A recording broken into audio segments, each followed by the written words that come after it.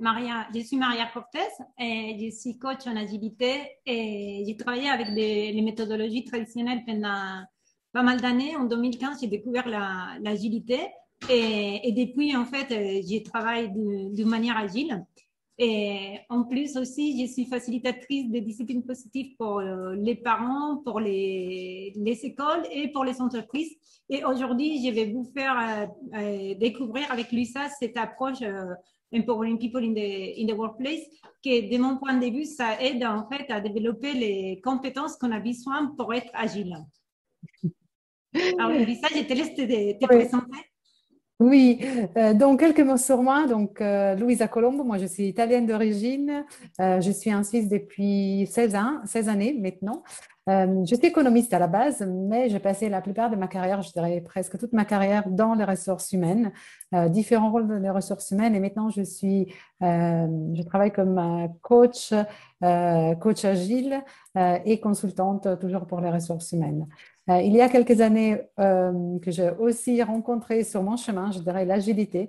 Et je trouvais très intéressant cette approche vraiment pour aussi aider les ressources humaines et pas seulement donc le monde IT, mais vraiment aider aussi les ressources humaines à faire face à tout ce qui est la complexité et la gestion de la complexité dans l'entreprise. Comme Maria, je suis aussi certifiée Empowering People in the Workplace. Et donc, on s'est rencontrés un peu dans différents milieux, mais on s'est rencontrés sur ces sujets et on a commencé à travailler ensemble pour Empowering People in the Workplace, pour ce projet qui nous tient vraiment à cœur parce qu'on voit le potentiel et comment cette approche peut vraiment être utile dans le monde du travail d'aujourd'hui.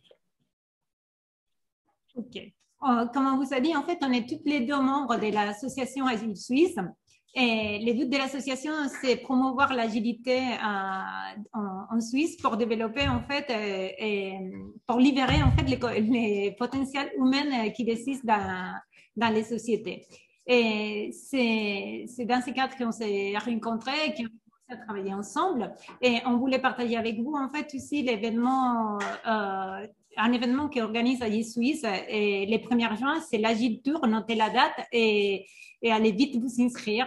Et bientôt, ils se déplacent et seront disponibles. Alors, pour commencer, en fait, on souhaiterait partager avec vous ce que nous comprenons comme ligne de conduite. Alors, de quoi nous avons besoin pour que cette science se passe bien, en fait. Bien, ça veut dire que ça soit efficace, qu'on s'amuse et qu'on soit tranquille. Alors, moi, j'aurais besoin, en fait, de pouvoir maîtriser mes slides. Est-ce qu'on peut passer les slides? Oui. Alors, comment j'ai fait pour… Voilà, c'est bon. Alors, en fait, on a besoin un peu de patience aujourd'hui parce que c'est la première fois, en fait, qu'on a autant de supports techniques. D'habitude, en fait, on les fait chacune chez nous et on partage nos écrans. Et là, c'est vrai qu'on a beaucoup de supports, mais ça nous amène à avoir plus aussi des coordinations. Alors, on dit toujours, Luisa et moi, qu'on a besoin d'une bonne communication pour que la télé se déroule bien. On a besoin de votre participation et de votre écoute. On a besoin d'une ouverture d'esprit. En fait, peut-être qu'on ne sera pas d'accord sur tous les points qu'on va voir. C'est pas grave. On est là pour découvrir et pour échanger. Ne vous inquiétez pas si nous avons des problèmes techniques. C'est pas grave. En fait, si vous vous déconnectez, et vous pouvez rejoindre après. Et c'est pareil, si nous avons des problèmes, on va revenir. On va vous demander de bien vous amuser, de s'agir sans modération dans les jeux de rôle, qui est aussi une confidentialité. Même si on l'enregistre, en fait, c'est que on voit ici, ça reste entre nous. Et après, je vois quelque chose là aussi. En fait, on demande aussi de la compassion et parce qu'en fait, pour lui, pour moi, les français, c'est pas notre première langue. Pour moi, c'est la deuxième. Pour lui, ça, c'est la troisième. Alors, soyez patient aussi pour ça. Et après, en fait, si vous avez des questions par rapport à quelque chose qui est en dehors des activités qu'on va faire, on va vous demander de les noter et les mettre, les noter dans un papier, vous les mettez dans les chats et on les verra après. Est-ce que quelqu'un souhaiterait surveiller les chats s'il y a des questions? Ok, merci. Alors, on peut avancer. Alors, Super. voilà. Donc, qu'est-ce qu'on va faire ce soir? Qu'est-ce que vous allez expérimenter avec nous ce soir? Donc, ce soir, on va faire un peu une première introduction théorique de cette approche qui s'appelle Empowering People at the Workplace, parce que comme ça, voilà, vous allez voir aussi d'où ça vient, en quoi ça consiste et pourquoi on parle d'Empowering People in the Workplace. Après, on va passer par contre dans la découverte de cette approche de façon plus pragmatique et pratique, parce qu'on passe vraiment à l'action. Donc, on va vous proposer différentes activités, des exercices pratiques. Le but pour nous, c'est vraiment toujours dans cette approche de passer de la réflexion, de la prise de conscience vraiment au changement. Et donc, quels sont les petits pas que suite à des prises de conscience, on peut faire pour vraiment aller dans une direction qui va vers nos objectifs, donc va vers le développement de nos compétences. Je vous rappelle, voilà, le focus de ce soir, c'est vraiment la collaboration positive. J'aime bien aussi à rajouter le fait qu'on va parler, et vous allez voir, vous allez un peu découvrir, j'espère, le pouvoir que vous avez et que nous avons tous dans la construction ou dans la co-construction autour de nous, donc collaboration positive. Donc finalement, quelque part, on peut avoir vraiment un bon impact, un grand impact sur la collaboration et donc comment on peut exercer cet impact de façon positive autour de nous. Donc, je laisse la parole à Maria et comme ça, on peut commencer à introduire la partie un peu plus théorique. Oui, alors j'ai du mal à faire passer les Le slides. slide. Alors, est-ce qu'on peut passer les slides? J'arrive pas à la passer. Alors, c'est mon écran. C'est bon, c'est bon. Ok. Est-ce que j'ai fait la passer? Ah, c'est bon, je pense. Ok. Ah, voilà, c'est ça. Bon, merci. J'ai compris comment je le passe. Alors, en fait, Empowering People in the Workplace, ça s'appuie en fait sur la psychologie adlérienne. En fait, Adler, c'est un psychologue, c'est un médecin psychiatre en fait qui est né il y a 100 ans et qui est né en Autriche et qu'il a dû émigrer aux États-Unis à cause des guerres en fait, de la guerre. Et Adler en fait, il a travaillé et il a créé sa propre courante de psychologie et en fait, on va voir un petit peu plus un petit peu plus de sa courante psychologique, c'est la psychologie individuelle, que ça s'appelle. Les travaux qui ont été faits par Adler, c'était des travaux très techniques. Et alors, ils ont été repris par Dreikurs, un autre médecin, en fait, autrichien, qui aussi a dû émigrer aux États-Unis. Ils ont été repris, ils ont été un peu bulgarisés, en fait. C'est-à-dire qu'il a pris ces travaux et il les a écrits d'une manière qui soit plus compréhensible. Alors, dans les années 80, Jane Nelson et Lynn Lott, deux psychologues américaines, ils trouvaient beaucoup de difficultés en fait à gérer ces problèmes dans sa propre famille et ils ont créé en fait un programme qui s'appelle la discipline positive et c'est un programme pour les parents. Et après, en fait, ce programme, il a été aussi utilisé pour les écoles. Et récemment, en 2018, ça a été en fait adapté pour les entreprises. Alors, ce qu'on va voir, en fait, c'est quelque chose qui est récent pour les entreprises, mais d'un point de vue psychologique, en fait, ça fait déjà ses preuves, en fait. Ça fait 100 ans que ça existe. Alors, je vais passer à... Là-dessus, il y a un petit temps de... Voilà. Voilà, l'approche d'Empowering People in the Workplace, c'est une approche qui a été construite sur des bases théoriques et psychiatriques. Et cette approche va quelque part nous amener à travers des expériences pratiques, parce qu'on les a traduits en expériences pratiques, en des exercices, comme je vous disais, à des réflexions, à des prises de conscience, à des découvertes. Ça nous aide aussi à comprendre ou à changer de perspective. Et le but est toujours vraiment quelque part de pouvoir avoir un impact et pouvoir quelque part décider de nos actions et choisir nos comportements. Empowering people in the workplace, comme vous voyez ici, a trois axes qui sont très importantes. Ça a été développé sur un axe qui est appelé en anglais belonging. C'est vraiment le sens d'appartenance.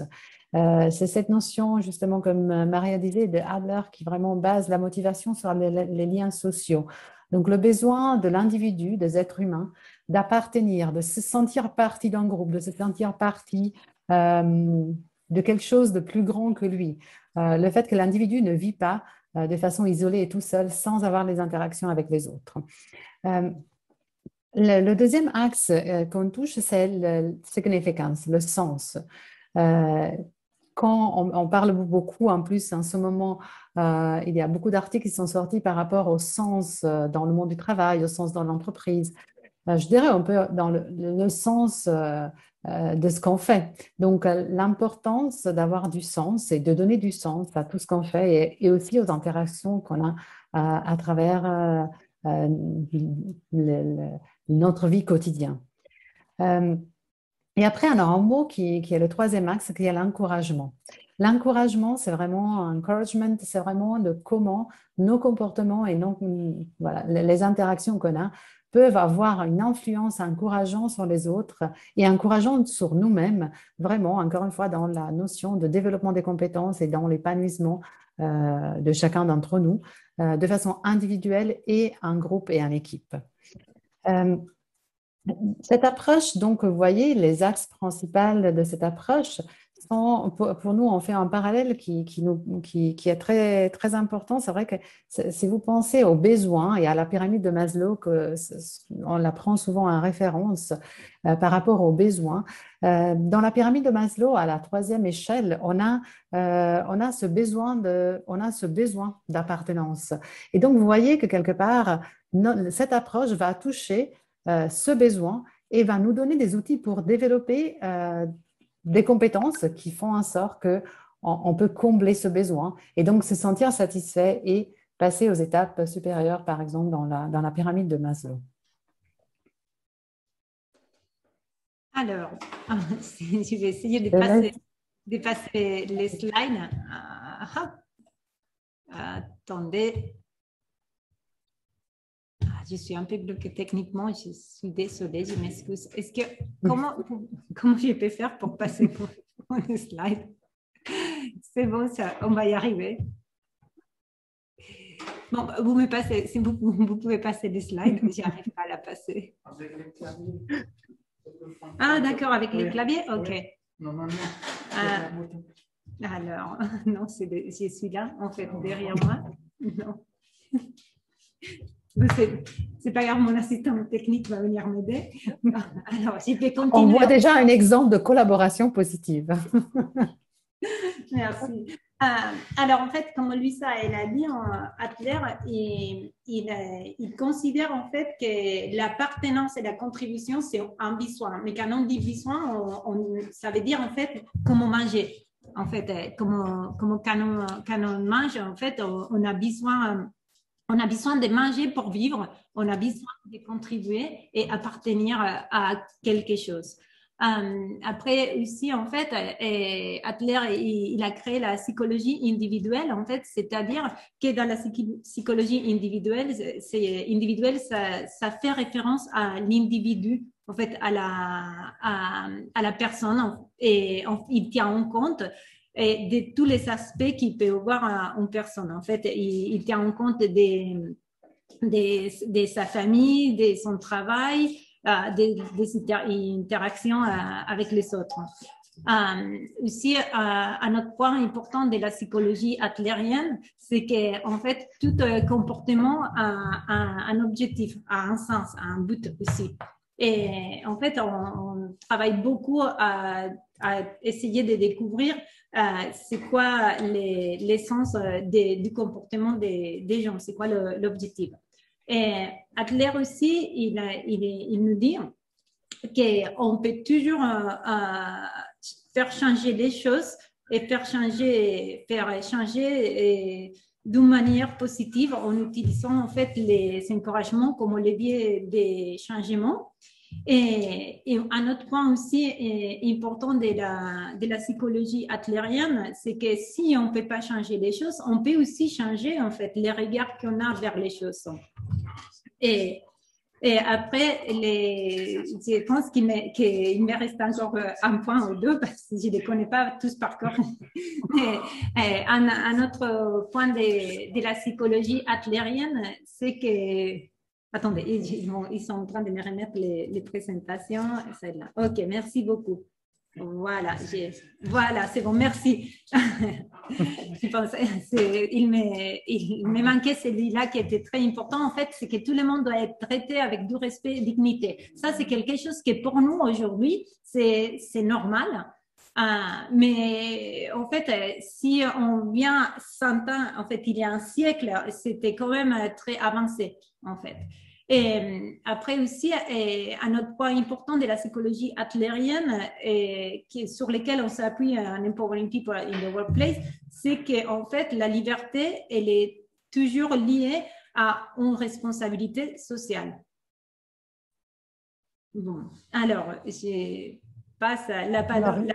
Comme vous voyez, voilà. Alors, avec ça, nous, on vous a donné beaucoup d'informations. Comme vous voyez, voilà, c'est une approche psychologique très, très importante qui a été étudiée et qui a été vraiment remaniée. Ça a été, dans tout le dernier siècle, effectivement, ça a été vraiment enrichi. Au niveau de la théorie, on ne voulait pas vous donner plus, mais voilà, ça vous donne déjà des idées sur quoi cette approche et sur quoi Empowering People in the Workplace est basée. On passe maintenant donc à parler un peu plus du leadership et on démarre avec des activités qu'on aimerait bien vous proposer ce soir. Une petite introduction par rapport au leadership. Ça me vient sur le fait que voilà, quand on parle de leadership, souvent, on pense directement ou presque immédiatement voilà, dans l'environnement de travail, leadership a des rôles qui sont des rôles de management ou qui sont des rôles de toute façon de pouvoir. Moi, j'aimerais bien vous proposer de penser un peu au leadership en plus en sens large, parce qu'effectivement, le leadership, c'est quelque part, c'est la capacité d'amener les autres vers quelque chose. C'est la capacité de guider, de inspirer, de donner vraiment l'envie aux autres de bouger. Et si on pense dans un sens plus large, chacun d'entre nous a du leadership. Chacun a son style de leadership, mais chacun d'entre nous, quelque part, influence les autres avec ses comportements. Je mettais un peu plus par rapport à la théorie, on ne va pas vraiment passer du temps sur la définition de leadership, mais la chose que j'aimerais bien faire, c'est donc de commencer à faire cet exercice à l'aide de ce tableau que vous commencez à voir, qui va se concrétiser devant nous. Donc, par rapport à cet exercice, j'aimerais bien avoir votre participation. Donc, nous sommes un groupe assez, voilà, pas trop grand. Je pense qu'on arrive à se discipliner, à voir qui peut parler. Donc, j'aimerais bien, voilà, qui a envie de parler, qui prend la parole. Et dans ce tableau, maintenant vous le voyez un peu plus grand, nous allons quelque part mettre des choses qui sont importantes et qui sont en lien avec le leadership. Et je vais vous guider un peu dans la compilation de ce tableau. Première chose, j'aimerais bien vous demander quels sont des exemples de pratiques décourageantes que vous avez vécues dans le lieu de travail. Est-ce que vous avez vécu, j'imagine, voilà, nous avons tous vécu des situations plus ou moins positives. Mais si je vous demande, voilà, quelles sont des expériences que vous avez eues, des pratiques, des exemples, des interactions qui étaient plutôt décourageantes? Comment pouvez-vous, voilà, quels sont les mots qui vous viennent et comment pouvez-vous les décrire? Qu'est-ce qui s'était passé? Qui est le courageux ou la courageuse qui va prendre la parole en premier ce soir?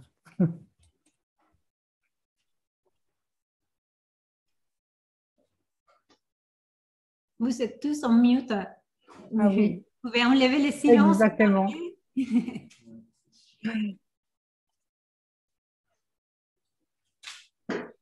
Bon, moi, j'interviens si vous voulez. Moi, les pires que j'ai vécu, mais pas sur moi, mais sur quelqu'un, Hein? c'était bon, un manager qui, à un moment donné, il a trouvé un problème dans un projet dont il gérait.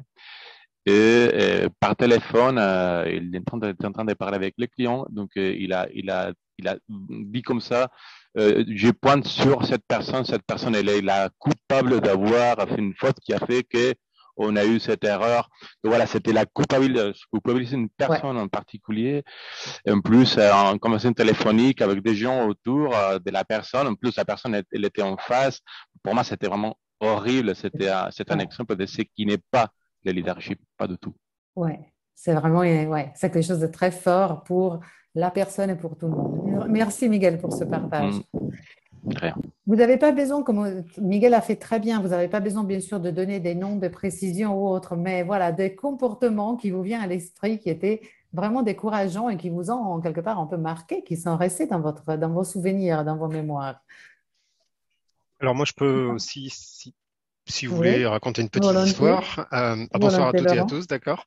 D'abord, alors moi, c'est l'histoire d'un manager qui, effectivement, nous donnait des projets à gérer, ce qui est tout à fait normal. Par contre, ne validait jamais pour éviter de se tromper et en cas d'erreur, on était responsable. Donc, avec la pression Hmm. du temps qui avançait, il nous laissait complètement prendre les décisions, ce qui était aussi intéressant. Par Ouais. contre, dès qu'il y avait une erreur ou quoi, voilà, donc on était Il les y avait seuls un changement de responsables. comportement, un changement de Exactement, comportement. exactement. Un peu manipulateur, je dirais. D'accord. Merci beaucoup Laurent.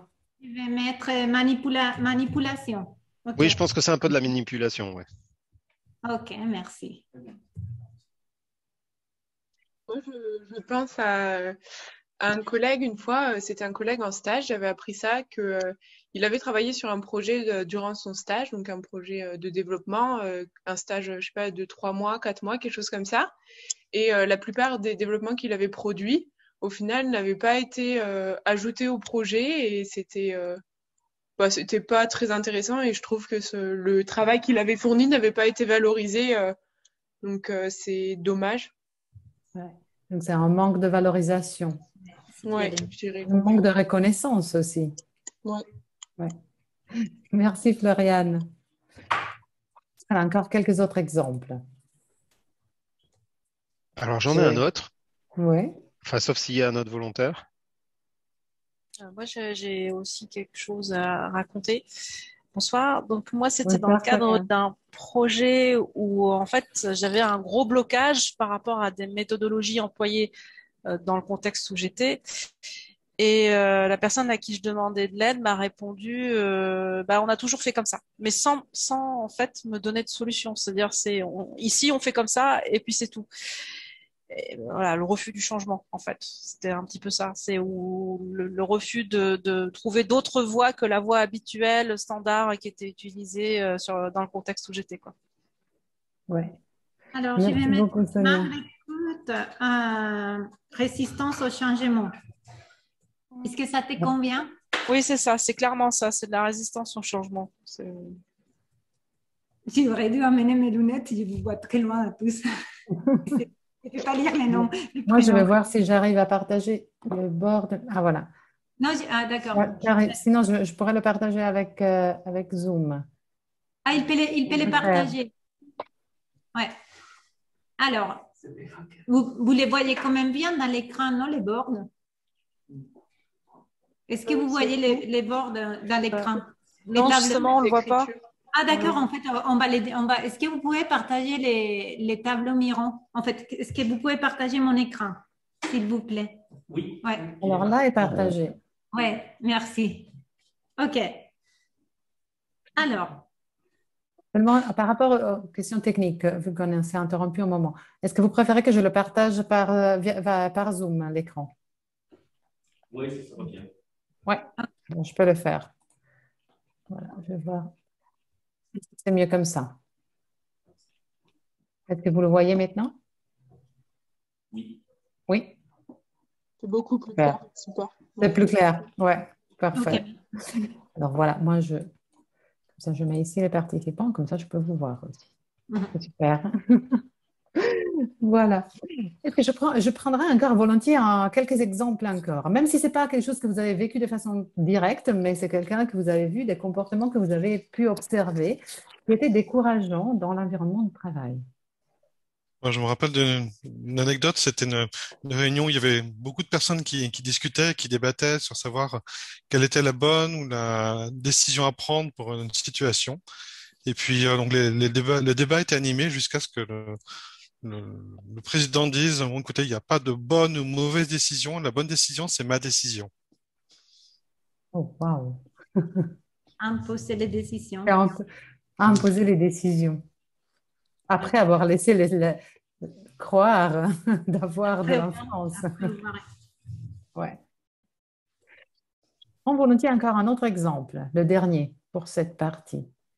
Oh, peut-être Pascal. Oui, Hum, Enfin, j'ai plusieurs exemples, mais ce qui était pour moi assez marquant, c'est que j'ai eu un manager qui faisait beaucoup de micromanagement.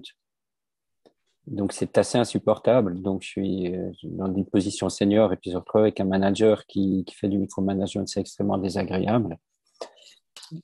merci Pascal pour ce partage. Voilà. Ouais, j'en prie. Merci beaucoup. Comment on peut mettre ces dernières, j'ai besoin d'aide en fait. En fait, c'est pas d'aide technique. Parce que quand j'ai dit Oui, j'ai besoin d'aide, je suis en plein dans le.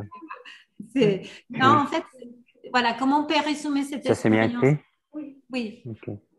des Je pense accusations. on pourrait les résumer comme des Pardon? accusations très fortes. Je vois que Pascal est occupé au téléphone. Ok. Mais c'est bon, je suis de retour. Pascal, pardon. Pascal, Pardon. comment on peut résumer voilà, en quelques mots que c'est pas facile. Mais ne pas être écouté, Donc, très ne pas, ouais. Il manque vraiment d'écoute, ouais, complet. Ouais. Donc, vous voyez ici, nous avons. Je dirais même interdiction à la parole, hein, parce qu'à ce moment-là, oui, c'était ça. Ouais, c'est fort. Et vous voyez que voilà, selon les expériences qu'on vit, ça peut être de façon plus légère ou moins, mais voilà, ça sont les types de comportements ou certains des comportements qu'on peut voir qui sont vraiment décourageants, voire destructeurs. Ouais. Donc là, on a par exemple comme faire des accusations, la manipulation, le manque de reconnaissance, le manque de valorisation, le manque d'écoute, la résistance au changement, imposer des décisions après avoir été écouté ou de micromanagement, l'interdiction à la parole. On pourrait avancer encore et on trouvera encore différents types de comportements. Mais maintenant, si on s'arrête un moment sur le type de comportement et on pense à ces comportements et à quelles sont les croyances qui sont derrière ce type de comportement. Parce que si on se comporte d'une certaine manière, laissons à côté un moment le jugement si c'est bien ou c'est pas bien, mais si on a certains types de comportements, c'est parce que derrière, on a certainement des croyances qui sont à la base de ces comportements. Quelles sont les croyances selon vous?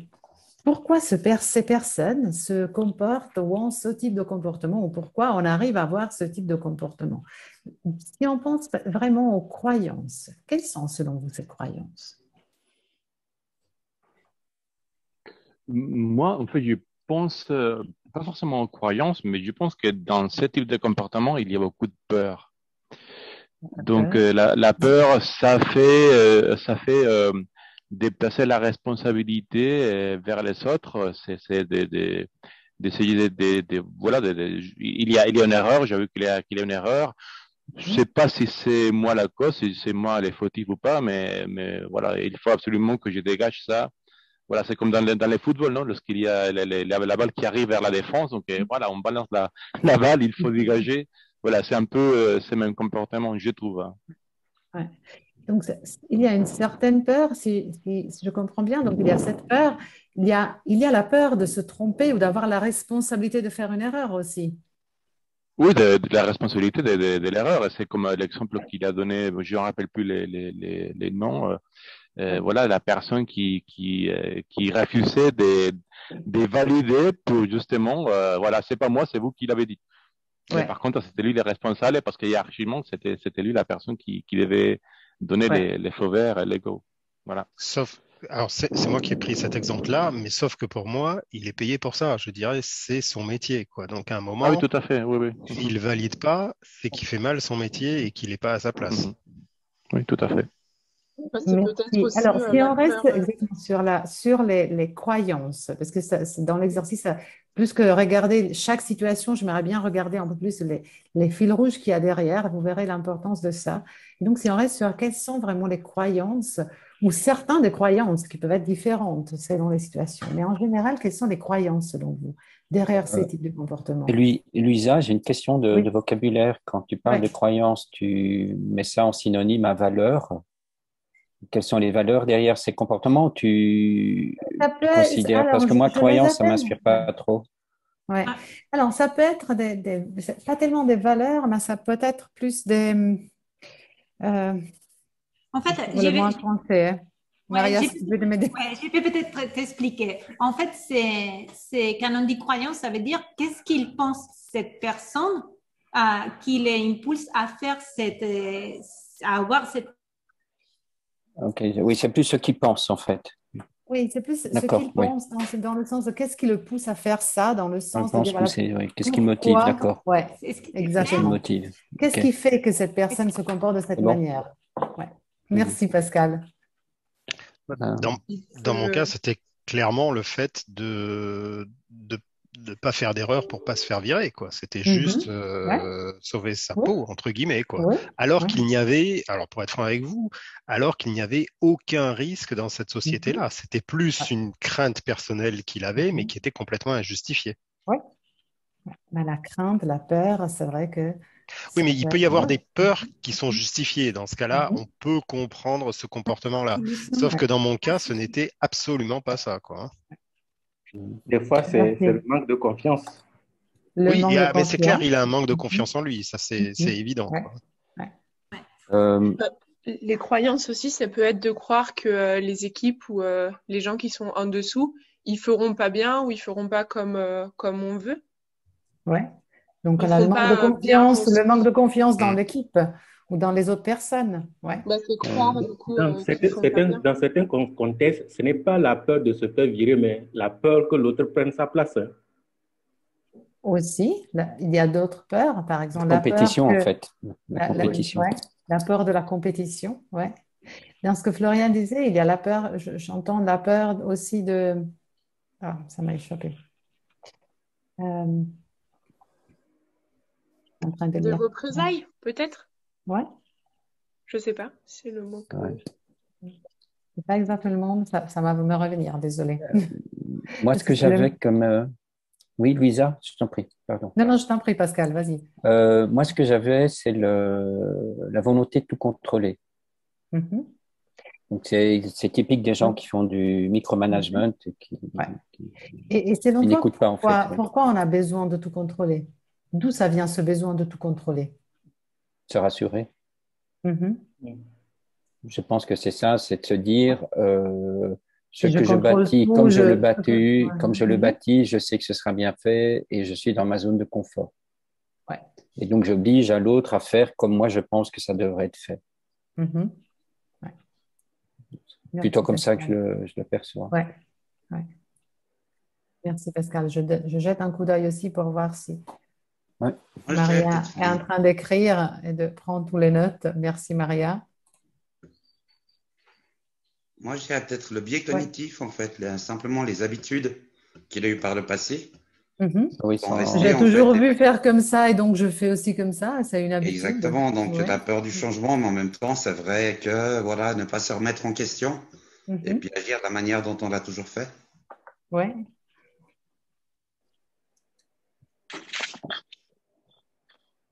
Merci. Est-ce qu'il y a une autre croyance ou une autre façon de penser qui vous parle, qui est derrière là? La croyance fait penser que faire différemment, ça sera moins bien. C'est plus pour La croyance que voilà, le d'être. changement. Ouais. Ouais, qu'une méthode différente sera moins bonne. C'est une croyance qui est Oui. fondée ou pas. Après, ça, c'est une autre question. Mais Oui. Faire différemment, ce sera moins bon. Oui, absolument. Ouais. Merci beaucoup. Donc, on a déjà une belle liste de croyances que vous voyez qui induit à certains comportements. Et maintenant, si on pense par contre aux résultats, donc quand on voit ces pratiques dans la réalité, donc on a vu qu'ils sont des pratiques décourageantes, on les a nommées. Quels sont selon vous les résultats de ces pratiques? Qu'est-ce qu'ils produisent dans l'environnement de travail ou chez vous? Pascal nous a déjà un peu raconté qu'est-ce qu'il a ça produit chez lui. Mais en général, qu'est-ce que ça décourageant. produit? Le découragement, ouais, c'est très décourageant. En Quoi fait, d'autre? exactement le contraire de ce qu'on attend, en fait, de ce qui est attendu. Ouais. Parce qu'au lieu de motiver, ça ne va pas motiver. Ça ne va Enfin, pas après, on peut motiver. dérouler. Au lieu d'avoir. Oui. Enfin, voilà, les gens sont paralysés, ils ne vont plus bouger, quoi. Enfin, je veux dire, dans les cas d'hyper-contrôle, c'est ça. Il n'y a plus d'initiative, en fait. Il n'y a plus de Oui, créativité, plus d'innovation. ouais, ça Plus bloque la d'innovation, créativité. Ouais. plus de créativité. Ouais, la démotivation. Alors, moi, je sais que j'ai réagi par la démotivation, mais qu'après, j'ai rebondi, c'est-à-dire, j'ai trouvé d'autres biais. Il y a eu Ouais. cette première réaction, effectivement, de démotivation complète qui a duré une bonne semaine. Et puis après, j'ai essayé d'être créative dans le contexte où j'étais, en fait. Ouais. C'est un mode de Par contre, il fonctionnement y a après. eu comme résultat de ce type de comportement, il y a eu de la démotivation. Ouais. Qu'est-ce qu'il y a d'autre? Là, il peut Qu'est-ce y avoir. que ça peut produire d'autre comme résultat aussi si vous pensez à une équipe ou à un groupe entier qui vit des événements qui sont très décourageants de façon Il y a avoir répétée? moins d'échanges aussi. Moins d'échanges, une liberté de parole plus scellée, moins Ouais. de sujets divers abordés. Et vraiment, on reste fixe sur une seule chose, c'est l'accord, et c'est tout, quoi. Ouais. et la motivation complète du groupe peut être entachée complètement. Et au final, même s'il y a une personne qui a des problèmes, ça peut infuser sur tout le monde. Et ça, C'est un effet domino. ouais, ça diminue la créativité et la production. Ouais. Plus après une Je certaine dirais, Pardon. oui, vas-y. Plus après une certaine routine, c'est-à-dire qu'on n'a pas envie de se dépasser ou d'aller plus loin, puisque de toute façon, on sait que ça ne sera pas validé, et donc on fait juste le minimum pour ne pas faire de vagues. Ouais. On fait on reste vraiment sur le strict minimum et on Exactement. ne fait pas le petit pas. Ouais. Et on manque d'engagement. Ouais. Au-delà de l'aspect humain, il y a aussi l'échec même du projet sur lequel on travaille, parce que ça peut avoir des impacts immédiats, de prendre des mauvaises décisions. Oui, complètement. Ouais. Je dirais peut-être un manque de cohésion dans les l'équipe. décisions fleurir. Alors, j'avais un manque de cohésion dans l'équipe. Ouais. Et après, Floriane. Je disais, ça bride tout le monde, parce qu'au final, si on prend des mauvaises décisions et on ne peut pas avoir plein d'idées, au final, on n'a qu'un seul choix. Et puis, ça se trouve, c'est le mauvais, donc on est doublement pénible. Oui, merci. Manque de confiance aussi. Confiance dans la collaboration. Oui, manque de confiance dans la collaboration, c'est vrai. On ne peut pas se sentir en confiance et serein et tranquille pour vraiment avoir une collaboration avec les autres dans un environnement comme ça. Ouais. Je dirais encore pire, peut-être mettre des bâtons dans les roues, histoire de faire exploser le groupe. C'est du vécu, mais bon. Tu veux mettre, ça crée la mauvaise ambiance aussi. Oui. Oui. Merci Maria, merci à tout le monde effectivement pour avoir cette partie où on a trouvé déjà beaucoup d'idées. Comme vous voyez, le but, ce n'est pas d'avoir une liste complète, mais on a déjà vu quelque part beaucoup de résultats qui sont effectivement, quelque part, ne sont pas des résultats tellement positifs non plus. Maintenant, j'aimerais bien partir sur la partie en haut du tableau. Donc, quelles sont par contre des pratiques encourageantes que vous avez pu vivre au travail, dans votre environnement de travail? Qu'est-ce qui vous a encouragé? Quelles sont des expériences que vous avez eues encourageants qui vous ont vraiment donné d'autres, une autre perspective dans le monde du travail? Moi, j'en ai une, en fait. J'étais au début de ma carrière et j'ai travaillé avec un chef de projet que j'aimais beaucoup, parce que lui, il avait compris il protégeait son équipe. Et qu'est-ce qu'il faisait C'est-à-dire, en fait, il protégeait son équipe des interférences. On dirait il agissait déjà comme un Scrum Master. Il protégeait son équipe des choses qui étaient inutiles par rapport au projet. Et il agissait. Moi, je m'en suis rendu compte beaucoup plus tard. Hein. Au départ, je me suis dit, je suis sur ce projet, tiens, je suis moins dérogé que d'habitude. Et puis, je me suis rendu compte, en fait, que le chef de projet, il déflectait beaucoup de bruit qui arrivait sur l'équipe. Donc, il y avait un rôle assez efficace en termes justement, de laisser les gens travailler, simplement. C'est que j'allais dire. Il laissait travailler son équipe. Oui, exactement. Exactement. Et en ne disant pas oui à tout ce qui lui était demandé, qui venait d'on ne sait où, quoi.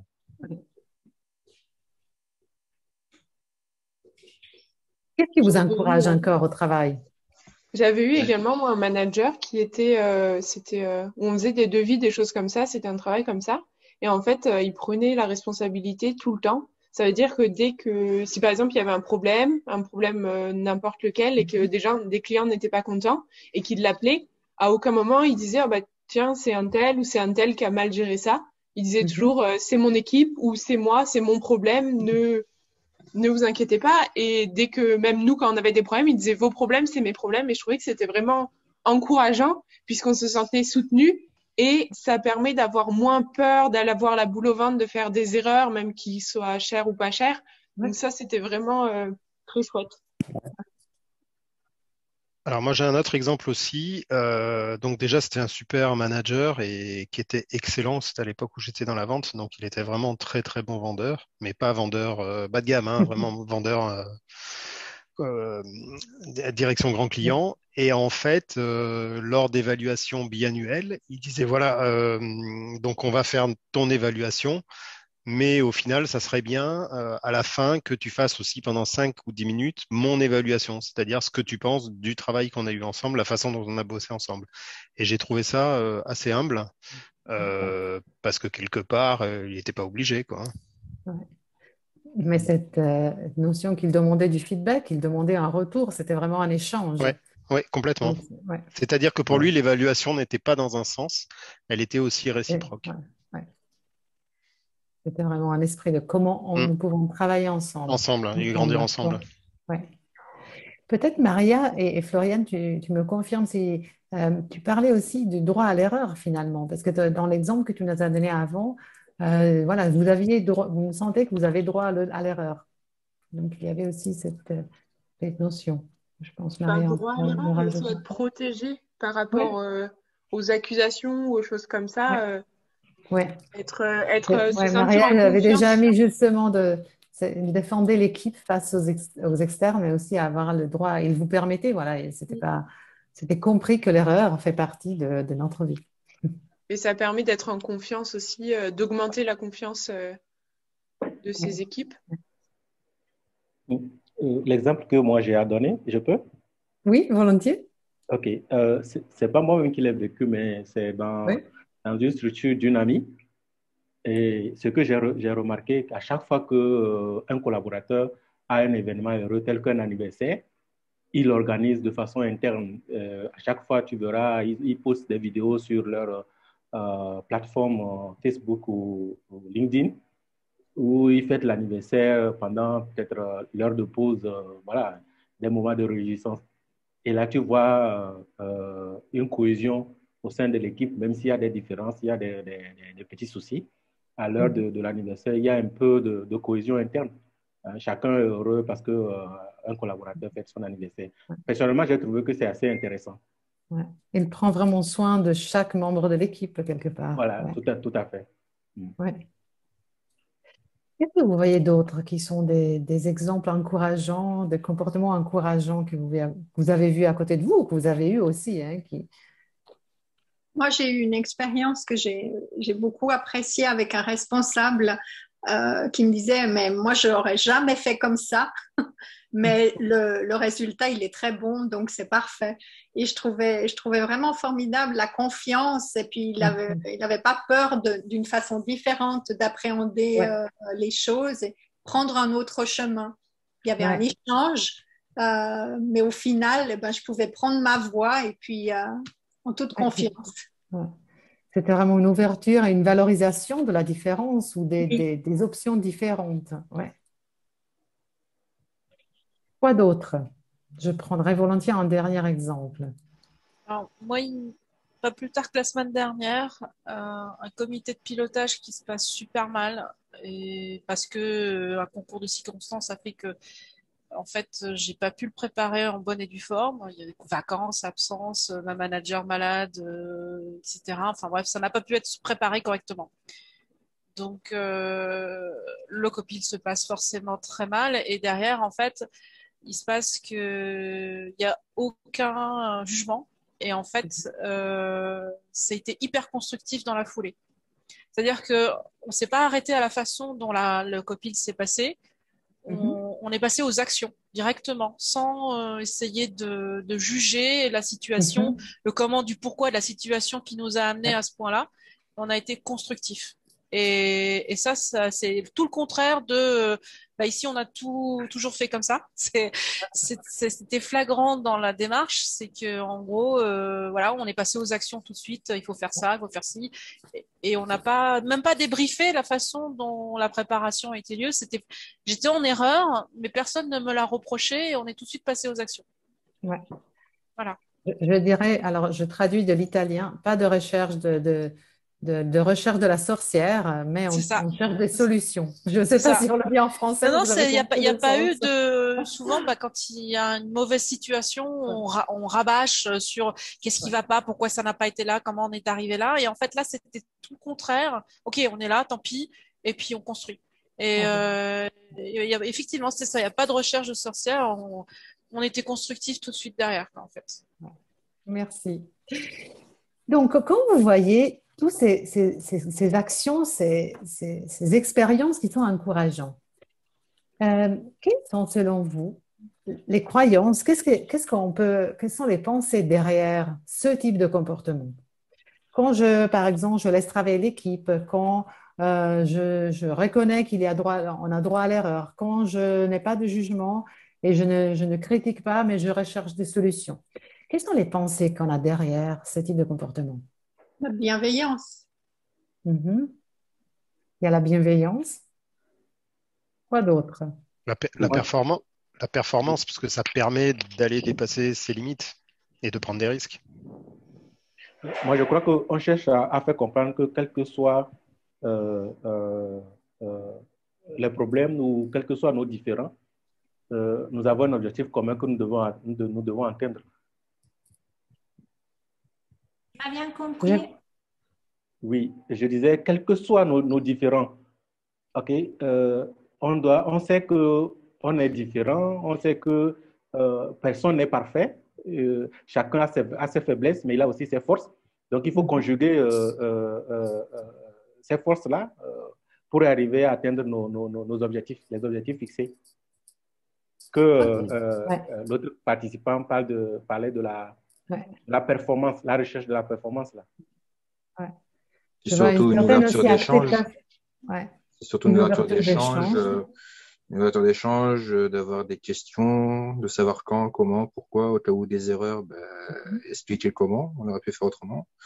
Et des fois, de confronter différents points de vue, c'est comme ça qu'on arrive souvent à de meilleures conciliations.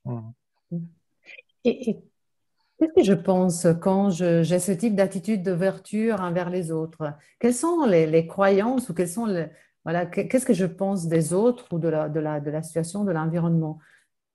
Quand peux me permettre, par exemple, d'être ouvert dans ces situations. Une Est-ce que entité les à autres, part entière. globalement, vont plus apporter? Vous Vas-y, voulez dire? Floriane. Ah, bon. Ah. Ah, elle doit se lever. Je- C'est juste le simple fait que, ou la croyance, pour utiliser le mot,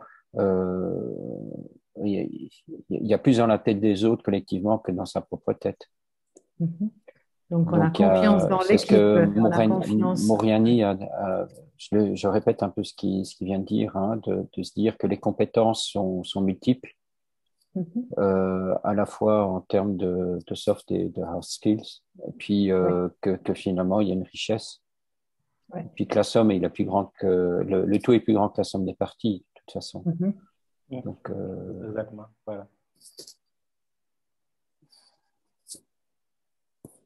Quoi d'autre? Est-ce que vous voyez d'autres choses? une certaine humilité, C'est je une question pense aussi. pratique, je trouve aussi. L'expérience nous dit que réagir comme ça fait pas de bien ni à l'équipe ni au travail qu'on va fournir. Donc voilà, il faut prendre une approche différente, plus constructive. Bonsoir à tous. Je pense qu'il y a une forme d'humilité aussi.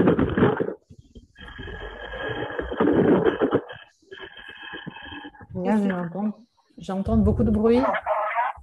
Désolé, excusez, je suis au volant. Je dis, il y a une forme d'humilité. Je pense que vous pouvez l'écrire dans le chat et on peut les récupérer. Humilité, la seule. Ok. J'entends une forme d'humilité. Je crois que c'est ça qu'il a voulu dire. Ah, merci. Merci, Catherine.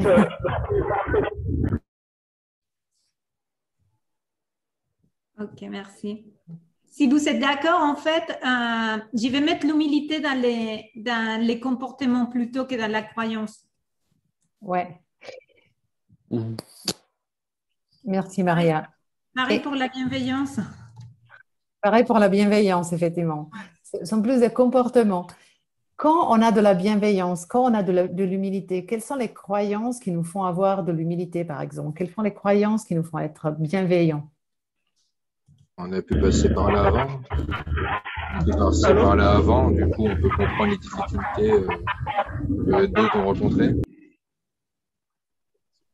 Ah, là, on n'entend vraiment pas. Désolée, est-ce que vous pouvez mettre le commentaire dans le chat parce que... Je demandais si on pouvait définir un peu plus le terme croyance. Qu'entendez-vous par croyance? Alors, j'ai du mal à entendre. Et après, c'est comprendre. Ouais. Si vous pouvez l'écrire dans les chats, après, on va les lire, s'il vous plaît. On veut bien voir votre point de vue. Mais prenez votre... Ouais. Ah, on peut continuer? Oui. Quelles sont les autres croyances que vous voyez? Une autre croyance?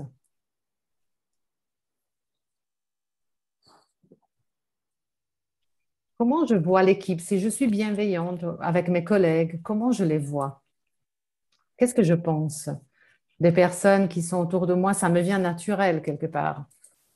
Ça va être qu'on est tous dans le même bateau, on est tous dans la même équipe. C'est que le leader, il est aussi un membre à part entière de l'équipe. Mm-hmm. Et je pense qu'en cas de problématique, ce manager aura beaucoup plus de support que dans le cas contraire. Donc, quelque part, c'est, entre guillemets, une relation gagnant-gagnante. Ouais. Moi, je crois aussi que il a confiance à l'équipe. Il sait qu'il peut le remplacer valablement. Oui, merci. Ouais. La confiance, il est... OK. Ouais. Donc, si on passe à penser, on passe à regarder la dernière case de ce tableau dans laquelle j'aimerais bien mettre quels sont les résultats de ces comportements. Quand on voit autour de nous beaucoup de comportements, beaucoup d'actions qui sont encourageants, quels sont les résultats que vous voyez dans une équipe autour de vous et qu'est-ce qui se passe? Le bonheur au travail, la performance, Mhm. la réussite commune, Oui, la joie. la joie. La Quoi d'autre? créativité aussi. Déjà beaucoup de Créativité choses. qui est encore plus importante. L'épanouissement de toute l'équipe. Il y a une productivité qui est meilleure parce que quelque part, on a envie de se dépasser et d'aller plus loin. Et par exemple, en cas de surcharge de travail ou de projet pour X ou Y raison, ça pose pas de souci de s'investir. Ouais.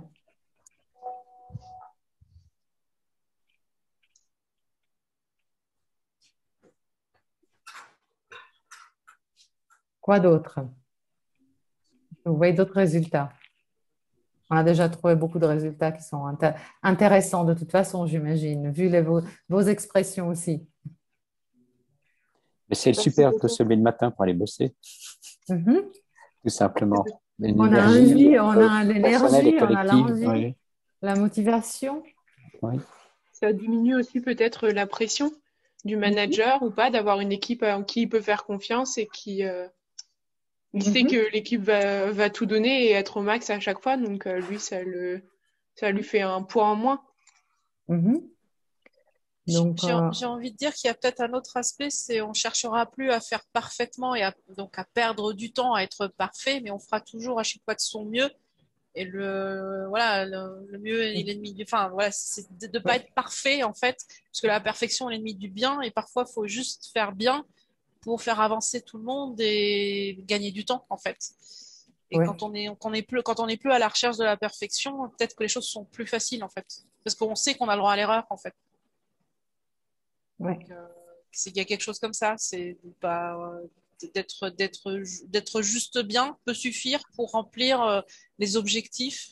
Quand on est tout seul dans son coin, on va chercher la perfection, et quand on est en équipe, on peut faire de son mieux et l'équipe va combler pour aller vers la perfection, j'ai envie de dire. Et donc on gagne du temps. Quelque part, on gagne du temps en fait.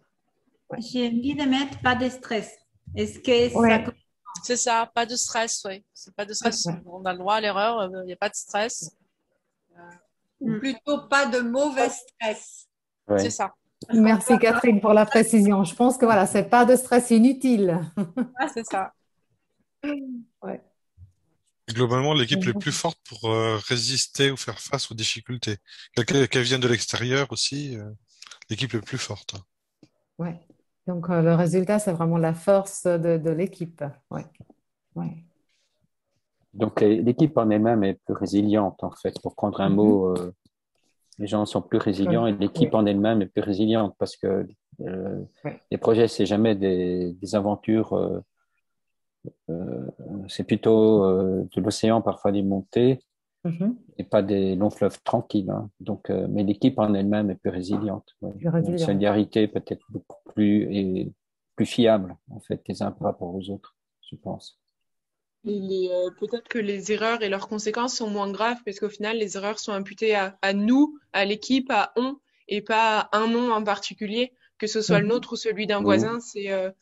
C'est toujours plus gérable d'avoir une erreur qui est répartie un petit peu, la charge est répartie entre tout le monde.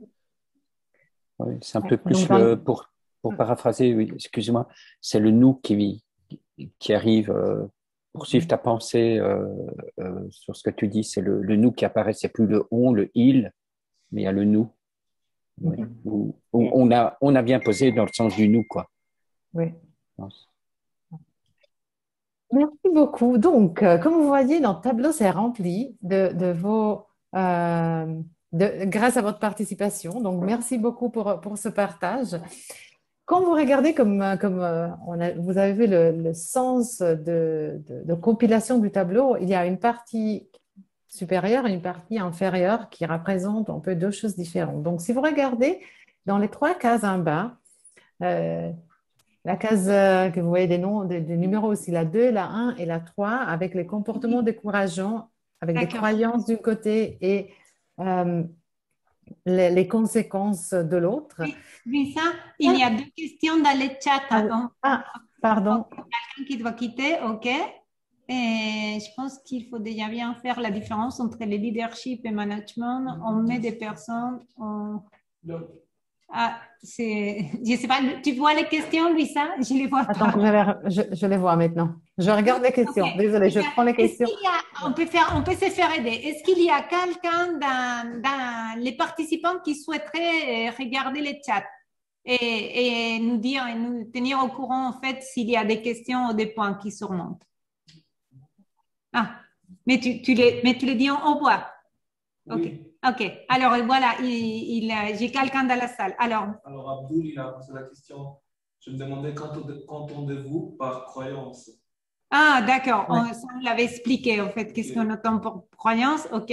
Urs, il demande, je pense, je ne sais pas si c'est une question ou pas, je pense qu'il faut déjà bien faire la différence entre leadership et management. On aime des personnes, on gère le système. Un leadership inspire, fédère et met en place un environnement où chacun peut s'épanouir personnellement. Ok. Contribuer en but commun. Le droit à l'erreur responsable à chacun, la confiance. Ok, je pense ouais, je pense que c'est bon. Je vois le dernier commentaire, c'est quelqu'un qui souhaiterait, qui devait partir. Qui va Ok. partir, oui. Au revoir, Ok. Miguel. Ouais. Donc, je vais revenir sur le tableau. Parce que j'aimerais bien vous demander de poser votre attention vraiment sur la partie du bas du tableau. Quand on a vu les comportements et les Est-ce qu'il y a pratiques moyen d'un peu zoomer? décourageantes. Est-ce qu'il y a moyen d'un peu zoomer? Parce que c'est vraiment petit. Alors, Ah. pardon. Je peux zoomer comme ça. Est-ce que c'est mieux comme ça? Oui, c'est légèrement mieux. C'est un Oui. peu trop. C'est mieux comme ça. Oui.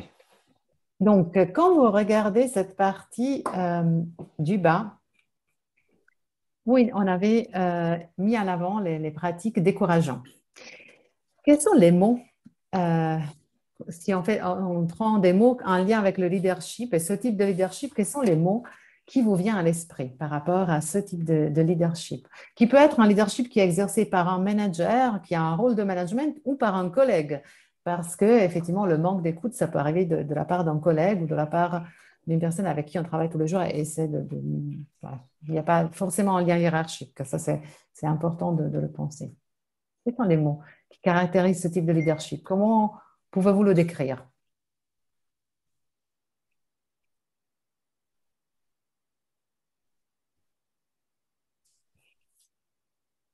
Autoritaire, irrespectueux.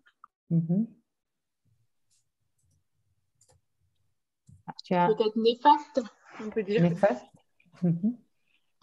Néfaste? Oui. Comment autrement? Il y a d'autres mots qui Autoritaire.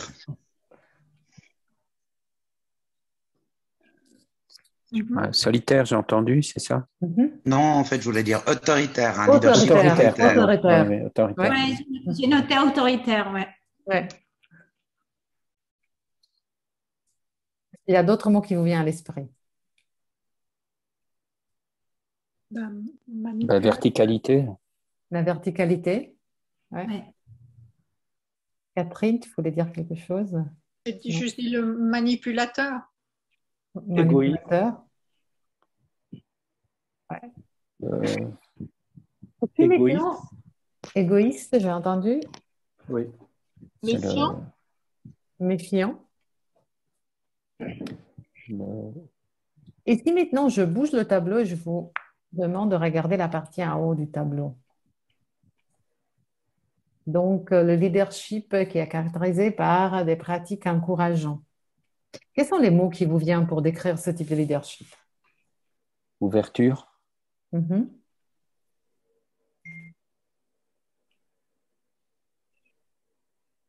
Compréhensif, peut-être? Compréhensif, ouais. Quoi d'autre? Empathie. L'empathie.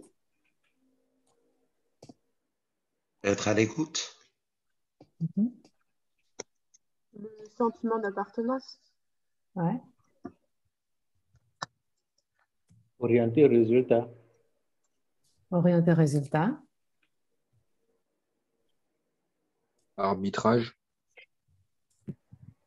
Le fait d'arbitrer aussi. Parce que bon, c'est collaboratif, mais d'un moment, il faut aussi choisir qu'est-ce qu'on fait. Merci. Maintenant, j'aimerais bien réfléchir et vous poser une question. Et vous me direz ce que vous pensez. Est-ce que vous pensez que quel est le style de leadership? Le style de leadership qu'on a décrit en haut ou le style de leadership qu'on a décrit en bas, qui est plus facile et plus rapide à mettre en œuvre dans le monde du travail? La première, parce que généralement, quand on arrive, on a une position d'ouverture, généralement, on cherche à savoir ce qu'on fait, à comprendre ce qu'on fait et comment on le fait. Donc, c'est plus facile d'avoir cet aspect coopératif que mais tout un système de surveillance, de répression, de c'est pas bien, voilà. C'est ce que je pense, hein. Voilà. Ouais. Est-ce que vous êtes d'accord avec Jules, je pense? Ouais. La question, c'est le plus facile à mettre en œuvre. Le plus rapide et le plus facile à mettre en œuvre. Moi, je dirais que ça dépend de la personnalité de chacun.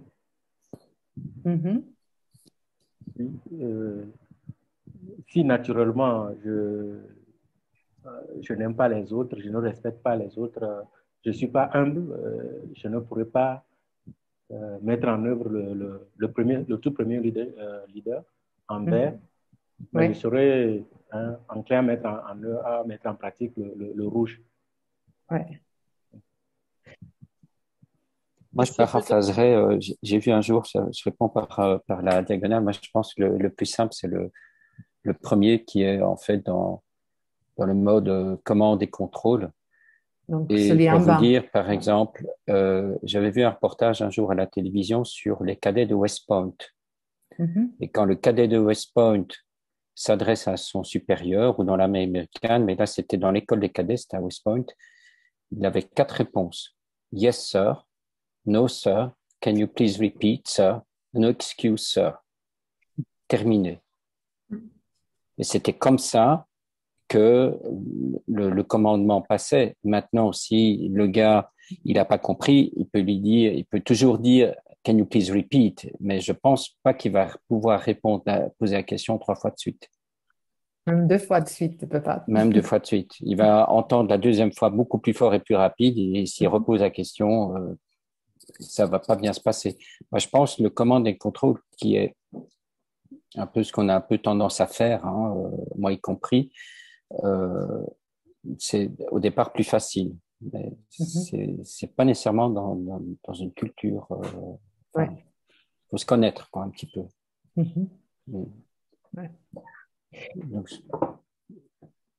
Donc voilà. Il n'y a pas la bonne réponse. C'est plus une question de réflexion avec vous pour voir effectivement. Ça dépend de personnes, ça dépend du contexte, ça dépend du vécu qu'on a, de l'expérience qu'on a. J'avais peur un peu d'une question miroir comme ça, mais s'y lancer. Mais pas des questions miroirs, non. Non. J'ai quand même pas. Je voulais te dire qu'il reste que 40 minutes, moins de 40 minutes à la fin de la. Maintenant, la dernière chose par rapport à cet exercice que j'aimerais bien vous poser comme question, c'est de dire voilà, comment quelque part, on connaît, voilà, dans le monde du travail, on a certains comportements ou certaines personnes qui utilisent des comportements qui sont dans la partie en bas, certaines d'autres personnes qui utilisent des comportements dans la partie qui sont plus en haut. Qu'est-ce que vous en pensez, quelque part, par rapport au changement et par rapport au changement, quelque part, dans le changement de comportement, si vous avez par exemple les croyances qui sont dans la case 2, donc vous avez une personne qui se comporte avec probablement plus de comportements dans la case 1, et au bout d'un moment, on lui apprend des bonnes techniques et on lui demande de se comporter différemment. Et donc, il commence à mettre en place des comportements qui sont dans la case 4. Mais il ne change pas des comportements, il ne change pas des croyances qui en a plus qui sont dans la case 2. Donc, il reste sur ses croyances de manque de confiance envers l'équipe, de manque de confiance en lui-même et ainsi de suite. Qu'est-ce que vous pensez que ce soit le résultat? Ça sonne faux. La véracité. Il n'y a rien qui va changer. Ouais, il n'y a rien qui va changer. Ça sonne faux. Ouais. Donc, vu que effectivement, on arrive un peu vraiment quelque part un peu quelque part à la chose plus importante, pensez bien que voilà, quelque part, pour moi, le message important, il n'y a pas que des personnes qui se comportent que dans la partie en bas ou dans la partie en haut. Souvent, heureusement, on a des mélanges. Mais si on veut vraiment faire des changements, on ne peut pas simplement changer les comportements, mais on doit vraiment aller piocher dans les croyances. Regardez bien quelles sont les croyances qui sont en dessus. Pourquoi on se comporte d'une certaine manière? Qu'est-ce qui fait qu'on se comporte d'une certaine manière pour arriver à pouvoir changer les comportements de manière cohérente et de manière crédible pour nous et pour les personnes qui sont autour de nous. Et donc, pour avoir un leadership qui soit crédible autour de nous. Je pense, Maria, qu'on peut s'arrêter là avec cet exercice et on peut passer à la suite. L'exercice suivant, OK. Ouais. Alors, bon, si vous avez des questions, vous les mettez dans le chat et on peut répondre à la fin. Alors, voilà, en fait, on y va. On peut arrêter de partager. Merci, Louisa. Alors, je souhaiterais en fait que tout le monde met les mains sur les genoux. On va faire une activité. Vous mettez les mains on va faire une autre activité. Vous mettez les mains sur les genoux. Vous levez votre main droite, vous faites un cercle et vous allez passer les cercles sur votre menton. Le menton. Sur les mentons, j'ai dit les mentons. J'ai dit les mentons. Ah oui, oui. Alors, qu'est-ce qui s'est passé? Ah oui, on a recopié. Ah, qu'on est con. Qu'est-ce qui s'est passé? On a recopié. Oui. Alors, et comment vous vous sentez?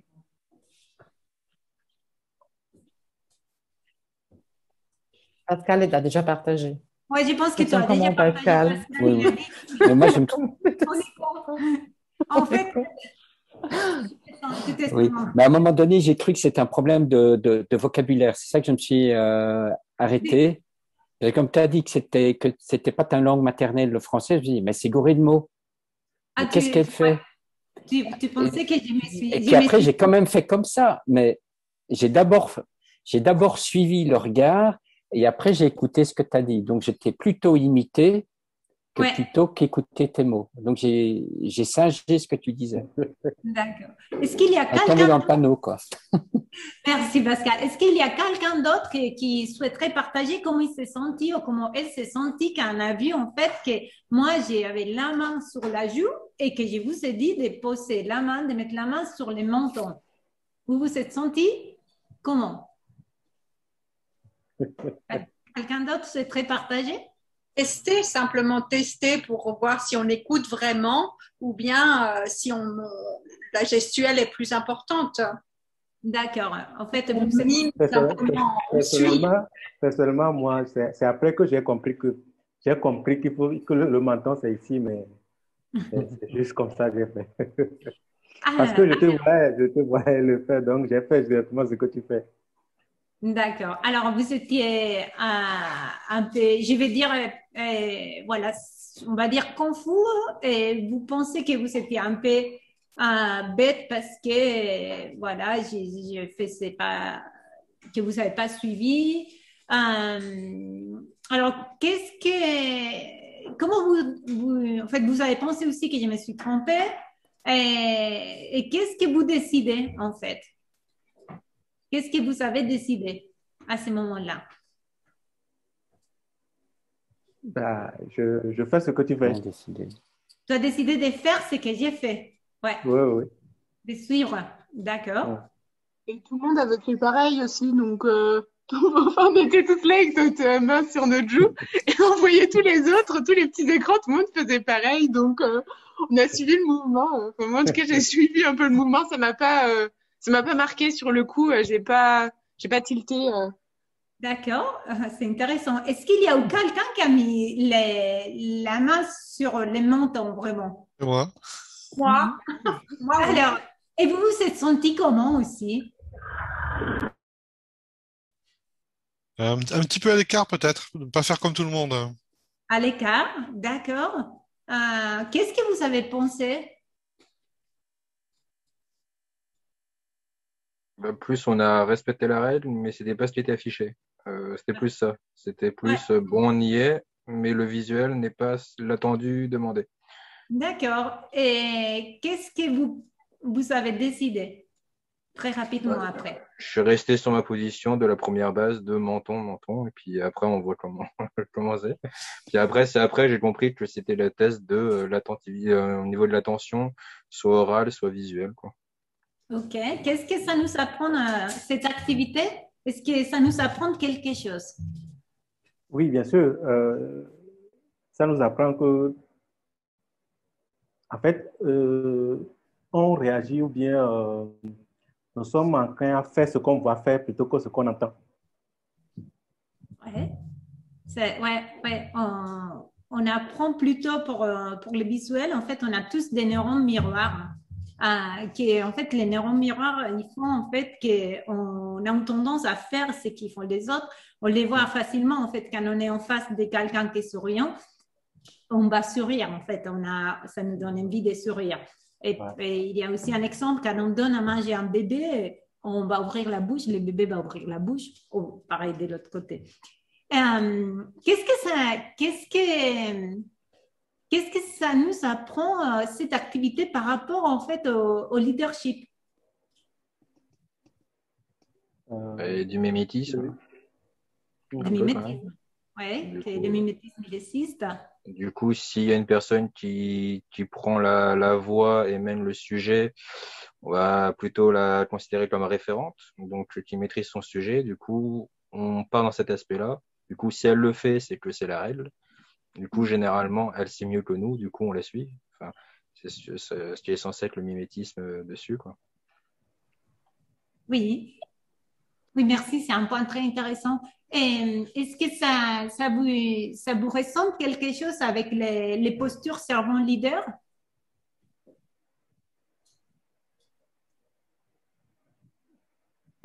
C'est une référence. Vas-y, excuse-moi.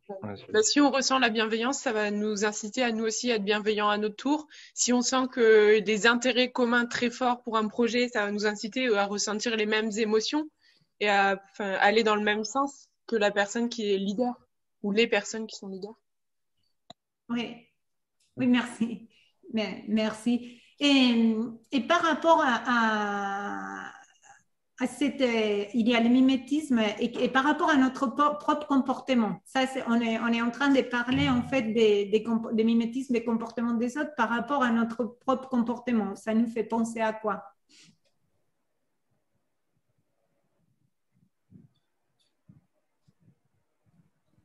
Ouais, c'est plutôt la réflexion agir, réfléchir ou réfléchir, agir, non? Ça peut être quelque chose comme ça aussi. De j'entends, mais j'analyse, ou plutôt j'ai vu, je fais, et après je me suis posé la question de pourquoi j'ai fait ça. Ça peut être ça aussi. Oui, ça peut être ça aussi. Il y a ça. Il y a des sensibilités différentes. Peut-être qu'il y a des gens qui retiennent mieux en voyant, d'autres en entendant, et qui ont un sens qui est plus ou moins développé que l'autre. Et je ne sais pas s'il y a finalement une bonne et une mauvaise façon de faire. C'est seulement des façons différentes. Oui, il y a différentes façons de faire. Et par rapport à notre propre comportement,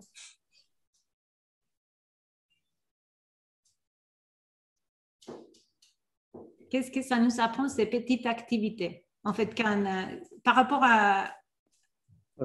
Ça nous apprend, allô? Oui, vas-y, bien. Okay. Oui, ça nous apprend que notre comportement est le reflet de ce que nous voyons.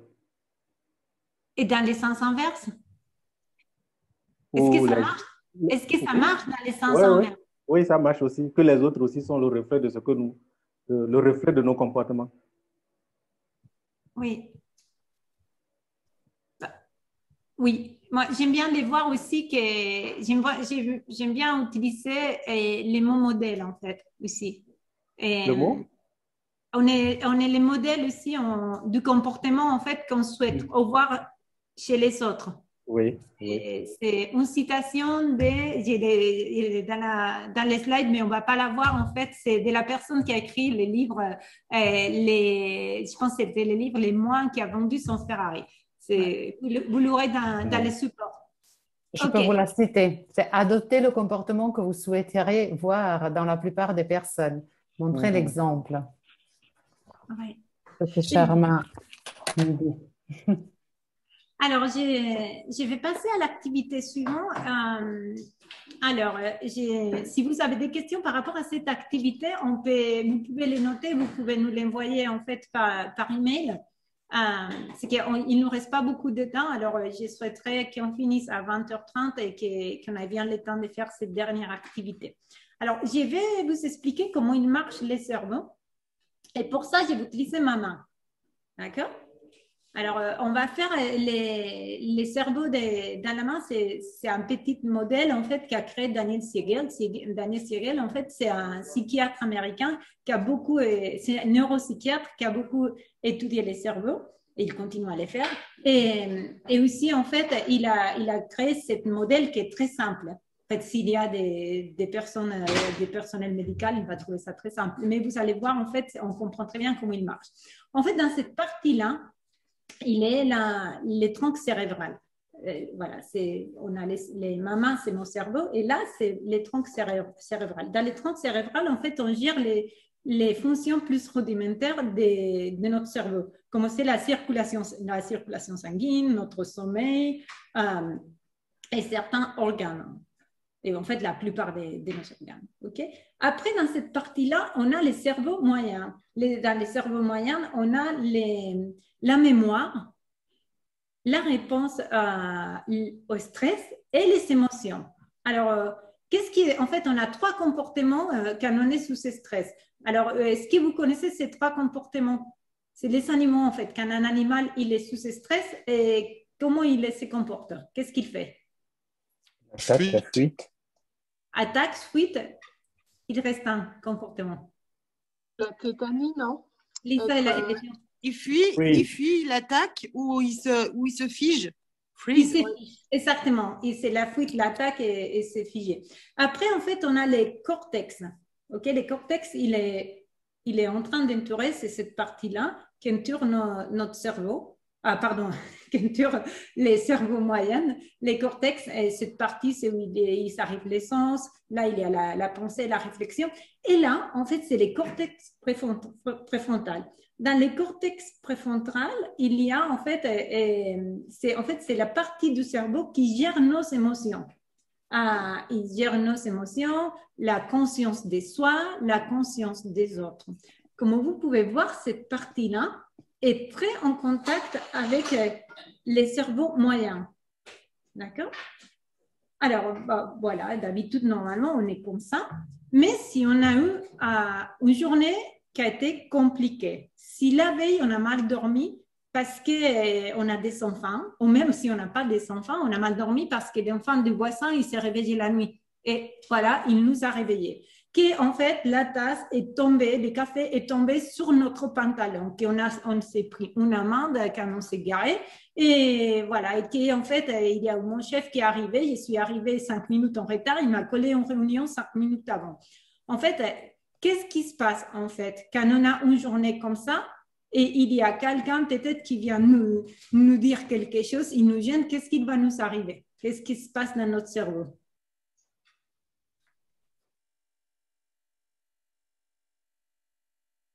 On va peut-être pas être apte à l'écouter comme il faut. On va être énervé, on va lui répondre mal ou l'envoyer paître. Alors en fait, dans notre cerveau, il nous arrive ça. Voilà, c'est que la partie en fait des cortex préfrontales, il va se déconnecter en fait du cerveau moyen et du coup en fait on perd la gestion de nos émotions. Du coup, comment on va agir? Soit on va attaquer, soit on va se retirer, soit on va rester sidéré. À votre avis, quand on est au travail, vous pensez que, en fait, je vous laisse une minute à réfléchir, en fait, c'est des 3 réactions, c'est laquelle, en fait, que vous pensez qu'on a une tendance à adopter?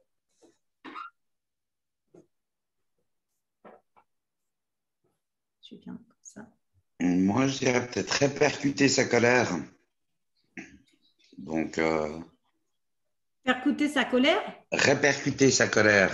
Oui, c'est-à-dire. Ça veut dire être colérique. Donc, si on est en colère, on va avoir tendance à la passer sur quelqu'un d'autre. Ouais. qui va la passer ensuite sur quelqu'un d'autre, et puis ça va être un cercle vicieux qui va mettre une super mauvaise ambiance. Est-ce qu'on va attaquer? Si on s'est fait attaquer, sans doute. Oui, on va attaquer.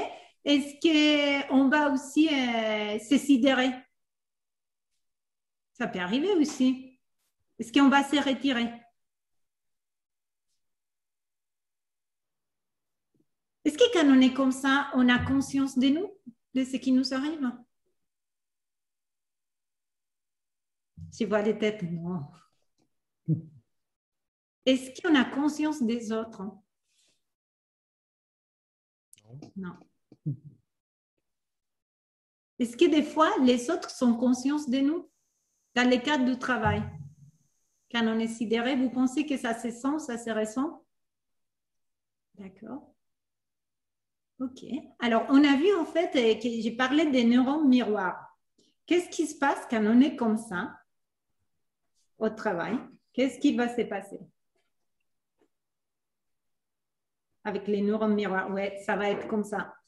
Et on va aller vers une escalade. Ouais.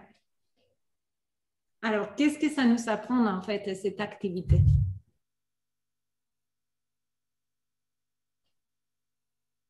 Je vais vous laisser réfléchir pendant 2 minutes. Luisa, tu peux partager en fait les slides avec les questions. Je vous laisse prendre 2 minutes pour réfléchir en fait sur les questions que je vais vous poser. Et après, on va prendre 2 ou 3 minutes pour échanger.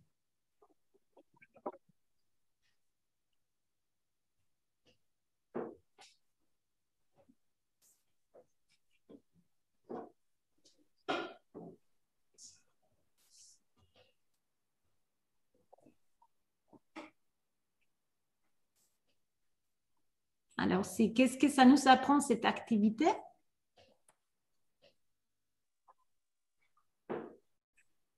Est-ce que vous pensez, en fait, quand vous êtes comme ça, en fait, quand on est comme ça, les meilleurs, c'est de faire un temps de pause, en fait, pour que le cerveau, il revienne à se connecter? Alors, est-ce que vous savez des façons, en fait, de prendre ce temps pour que ça revienne, en fait, à la autorégulation? Et comment, en fait, comment sont votre collègues quand ils arrivent en réunion? Comment on sait ça? On peut observer leur comportement. Des fois, peut-être, ils ont des comportements qui sont un peu changeants par rapport à d'habitude. On peut voir quelqu'un qui est triste ou quelqu'un qui est énervé. Peut-être il sera en retrait si d'habitude il est plus actif, ou il parlera moins bien, ou il rigolera pas, ou des choses comme ça. Ouais. On peut observer physiquement et dans les paroles, etc. On peut aller vers lui pour essayer de le reconnecter avec son cerveau, avec son, comment vous avez dit, cortex frontal.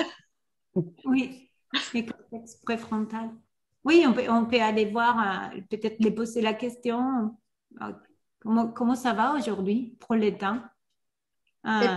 Et dans l'autre sens, je dirais, si on sent qu'on est déconnecté, c'est de s'arrêter, de respirer simplement, de regarder le ciel, de se reconnecter avec la terre, je ne sais pas comment dire. Oui. Et puis se rendre compte qu'on ne peut pas avoir des échanges en étant tellement énervé par tout ce qui s'est passé, ça ne sert à rien. Ça n'amènera rien. Oui. Oui, oui, et des fois on peut les faire. On peut dire, j'ai besoin de 2 minutes pour prendre le temps, pour bien réfléchir. Aujourd'hui, j'ai une mauvaise journée et j'ai besoin d'un peu plus de temps. Qu'est-ce que ça nous apprend? Prendre du recul aussi et relativiser. Est-ce que là, je suis très énervée, mais est-ce que ça aura des conséquences? Est-ce que j'ai raison d'être énervée? Est-ce que ça aura des vraies conséquences? Ou est-ce que je suis énervée parce que j'ai eu une mauvaise journée ou pour des choses comme ça? Peut-être prendre le temps d'introspection pour trouver d'où vient le problème et si c'en est réellement un au final. Oui. Oui, c'est clair. En fait, quand on est conscient, c'est bien de prendre le temps et faire un petit moment d'introspection et se dire, on regardera ça demain. Est-ce que ça vous arrive de commencer à écrire un email et dire non, je l'ai fait, je l'envoie demain. Celui-là, je vais l'envoyer demain. Alors, Oui.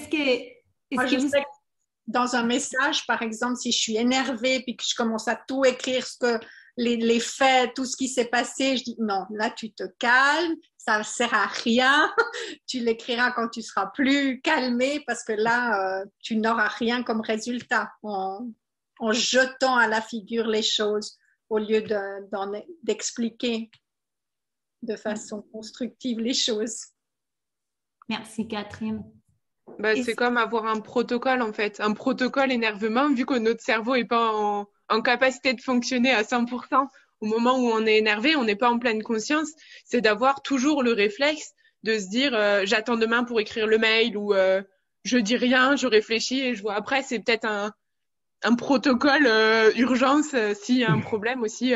Toujours en avoir un et se forcer à le respecter, même si on a juste envie d'aller crier sur le voisin ou quelque chose comme ça. C'est une bonne idée. C'est une très bonne idée. Alors, avant de rajouter une autre chose, est-ce que quelqu'un a envie de rajouter quelque chose sur ce que ça nous apprend, qu'est-ce que, en fait, ça nous apprend cette activité sur la posture du servant leader, sur le leadership? Est-ce que vous voyez un lien?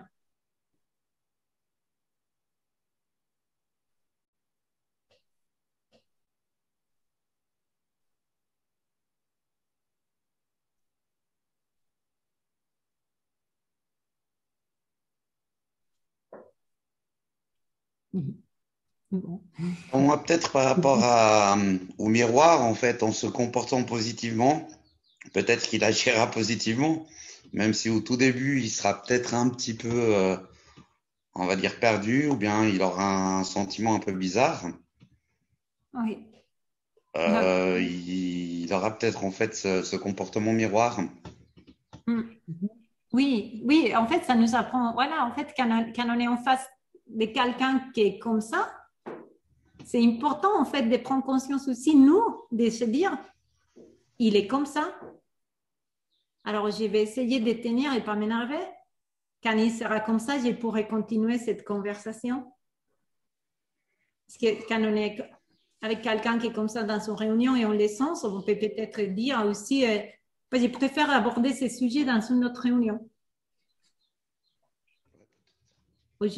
Voilà, mais on peut voir ça à un autre moment. Donc, c'est toujours temporisé, hein, que ce soit au moment de la réunion, le temps qu'il faut pour que la réunion démarre, ou comme on l'évoquait tout à l'heure, attendre éventuellement le lendemain pour que les conditions soient plus favorables à la discussion et à une démarche constructive. Oui, ça c'est un très bon point. Merci Pascal. C'est important aussi quand on commence les réunions et je dirais plus maintenant qu'on est en ligne de faire prendre la température un petit temps en fait où on peut, si on est comme ça peut-être, parce qu'on arrive en fait que les enfants ils sont dans une chambre en train de crier ou que nos parents ils nous ont appelés parce qu'il y a quelqu'un hospitalisé, de pouvoir arriver et se mettre comme ça aussi. Ouais. Bon, je pense qu'il ne nous reste pas beaucoup de temps. Je vous remercie. Je vous remercie. Je passe la parole à Luisa pour continuer. Est-ce que tout le monde a les liens vers les tableaux mirants? Est-ce que vous pouvez les partager, les liens? Je demande. Est-ce qu'on a le temps de faire les takeaways? Oui, on peut au moins proposer les takeaways. Alors donc, c'est vrai que voilà, le temps est un peu n'est pas beaucoup. Donc ce soir, on a ce qu'on voulait on voulait faire avec vous, c'est vraiment de partager notre approche, comment on est arrivé à cette approche et voilà, de voir aussi que quelque part nous avons un impact avec nos interactions avec les autres. Et les autres ont un impact avec nous, bien sûr, vice-versa. Donc, nous avons vu, voilà, un peu le leadership, le role model, les exemples, comment on peut donner un exemple et comment les autres nous donnent aussi des exemples, et le fonctionnement de notre cerveau. L'idée, c'était vraiment pour vous de commencer à réfléchir ou d'avoir des pépites aussi de réflexion parce que vraiment, quand on parle de collaboration, nous avons et nous pouvons avoir un impact dans les interactions qu'on a tous les jours. Donc, pour vous donner, voilà, j'aimerais bien vous donner le lien. Je ne sais pas si c'est dans le chat déjà ou pas, mais je vous mets dans le chat le lien sur le tableau Miro, parce que dans ce tableau, on a une partie où vous pouvez mettre vos takeaways de la soirée, qu'est-ce que ça vous a plu davantage, mais aussi, vous pouvez mettre aussi quel est un ou deux petits engagements que vous avez envie de prendre à partir de maintenant, quels sont des petits changements que vous pouvez mettre en place déjà à partir de maintenant pour avoir plus conscience, pour avoir un leadership qui vous convient davantage ou pour être vraiment plus, je dirais, aligné avec le leadership que vous avez envie de développer et créer une collaboration qui est important pour vous et qui vous tient à cœur. Donc, je vous laisse aller sur le lien Miro. J'imagine que vous savez comment on peut utiliser Miro. Donc, vous pouvez rajouter des post-it sur la partie. Il y a une partie Start Now et une partie Takeaways. On vous laisse 2 minutes.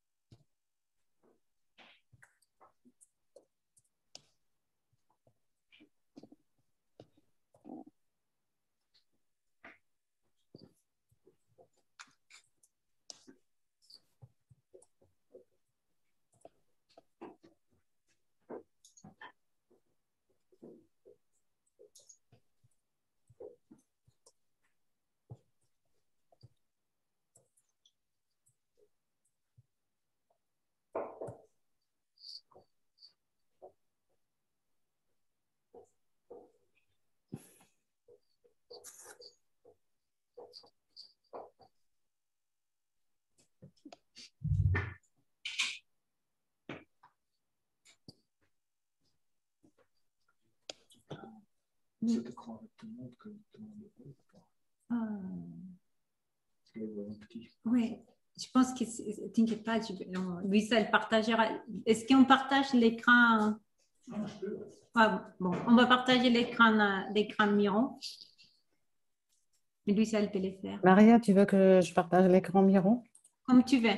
Je peux le faire volontiers. La seule chose, c'est que je pense que j'ai un delay dans l'écran. Ah, d'accord. Je vois les choses un peu en retard, je ne sais pas. Mais je le partage. Voilà.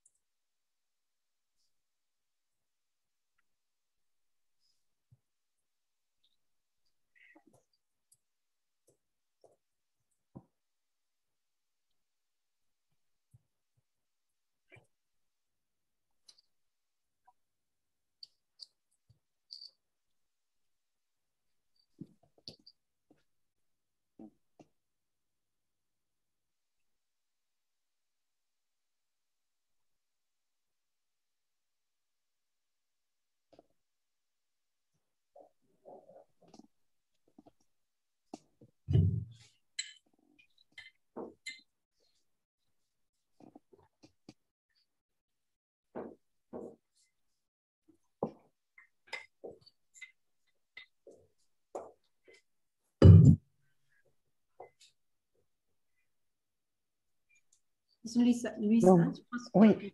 qu'on Alors, peut continuer. oui. Donc, je voulais simplement vous dire voilà, que nous avez entendu parler beaucoup de leadership, Maria et moi aussi de servant leader. Ce que vous avez vu ce soir, c'est effectivement un peu un extrait ou une partie d'une formation que Maria et moi avons conçue avec l'approche Empowering People in the Workplace. Et la formation s'appelle Servant Leader, faire émerger le potentiel de mon équipe et le mien aussi. C'est un cycle de 3 ateliers de 3 heures et qui va toucher le développement des piliers de la connaissance de soi, de la connaissance des autres et de comment collaborer tous ensemble. La prochaine formation aura lieu sur le mois de juin, donc les vendredis après-midi, le 11, le 18 et le 25 juin, de 14h à 17h, et c'est en ligne. Et voilà, on vous a laissé aussi le lien si vous avez plus d'intérêt pour aller regarder un peu plus la formation et pour les inscriptions. Et maintenant, c'est encore quelques minutes pour vous. Si vous avez des questions, des curiosités, c'est un peu votre moment.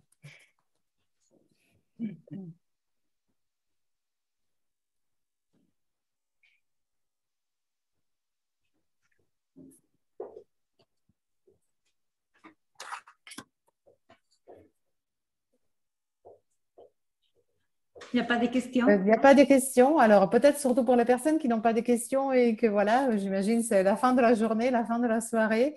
Moi, je me permets de vous remercier pour le partage de ce soir, de remercier beaucoup IBA pour nous avoir accueillis ce soir, et peut-être je laisse la parole à Maria aussi. Merci beaucoup. Et à Claude. Ouais, merci beaucoup Claude. Là, pour Oui. la dernière, je vais mettre mon masque. Oui. Je vous remercie. Si vous avez des questions, vous pouvez toujours nous contacter, nous envoyer vos questions par email ou nous suivre par LinkedIn. Voilà, on reste en contact. Merci. Merci beaucoup, Louisa. Merci à vous. Merci Maria. à toi parce qu'il ne te voit pas. Oui, je vais. Là. On la chaise. On a le masque, on peut. Merci. On descend un peu. Ouais, extra. Bon. Louisa, est-ce que tu peux? Je t'ai envoyé le lien sur le rôti de la soirée. Donc, vous avez peut-être l'habitude en rôti, hein, Return on Time Invested, et je crois qu'il est tout à fait favorable. Si tu arrives peut-être à le partager. Je crois que je l'ai mis dans le chat. Tu l'as mis dans le chat, n'est-ce pas? Ouais. Ouais, je l'ai envoyé en privé. Les autres ne l'ont pas vu. Mais c'est un petit retour et je crois que c'est très, très favorable. Alors, en attendant… Ah non, pardon, je viens de me tromper. Je vous ai envoyé le… désolée, je vous ai envoyé le lien. Je ne trouve pas le rôti. Ah, voilà.